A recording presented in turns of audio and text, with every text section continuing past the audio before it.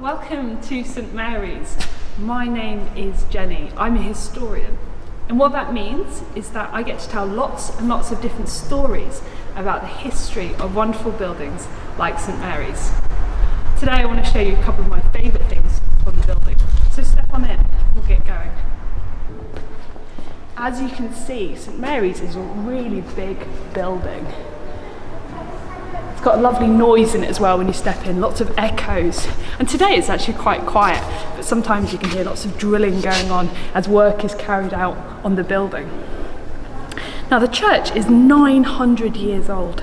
That's really old. It was founded in about 1120, and ever since it has been one of the main churches in the town. This is where people from Beverley come and pray and come and hear worship. So it's a really, really important building within our town.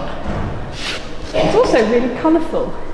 If you look up, we have a wonderful, beautiful blue ceiling full of lots of carvings, which we'll come to in a bit.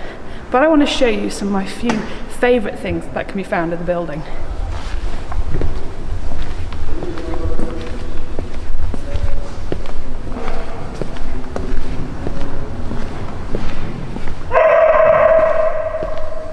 Everyone's welcome in St Mary's, even dogs. So you might have just heard a little woof there. That's because we've got a dog visiting the building today. So I first wanted to show you our beautiful font. Now a font is where babies are baptised, and adults as well. And here is ours. It's made of lovely marble, and it's actually from the year 1530, so almost 500 years old. It's so nice to come here and run your hands over it. And in fact, these aren't just kind of pointless decoration, these are words. And if you read the words that run around the font, it tells us that this was made and given to the church by a man called William. Now we think that William gave this font so that his son could be baptised in it. This must have been a really important occasion for William and his family, and tells us how important they found the church as well, not just the font. Today, this is still used for baptism in St Mary's, so it's really nice to have a connection between William in 1530 and today, the people who get baptised here in 2021. Right, another thing I want to show you from St Mary's is actually a more recent story. Here you can see a collection of carvings of influential women from the region's past. Now, as I said, St Mary's is a really old building, and some of the carvings that are originally on the outside of the building got really damaged by weather and just generally time, and they needed to be replaced by a new kind of piece of art or a new design. And we decided to celebrate women in our design.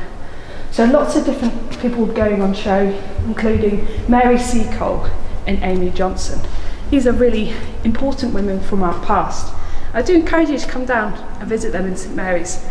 At the moment, as you can see, they're on display, but in the next few weeks, they'll be going up into the building itself, into the outside of the church, where they'll be for hundreds of years. Okay, if you keep following me, I'll show you one of my favourite parts of St Mary's.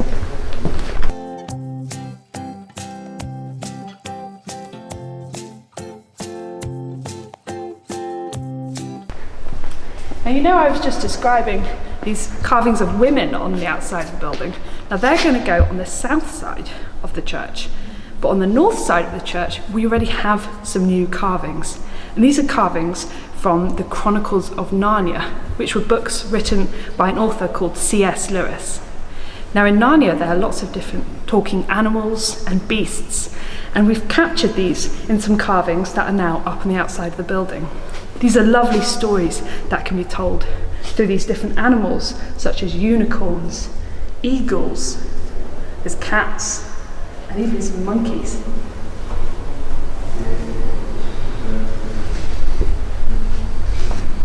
Brilliant. Okay, if you follow me, we're going to go up even more steps.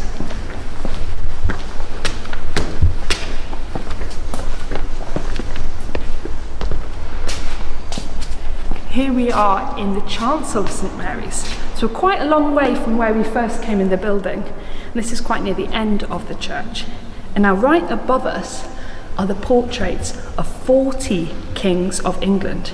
Now these are kings from the Anglo-Saxon or medieval period, so hundreds and hundreds of years ago. And we can see lots of different portraits here.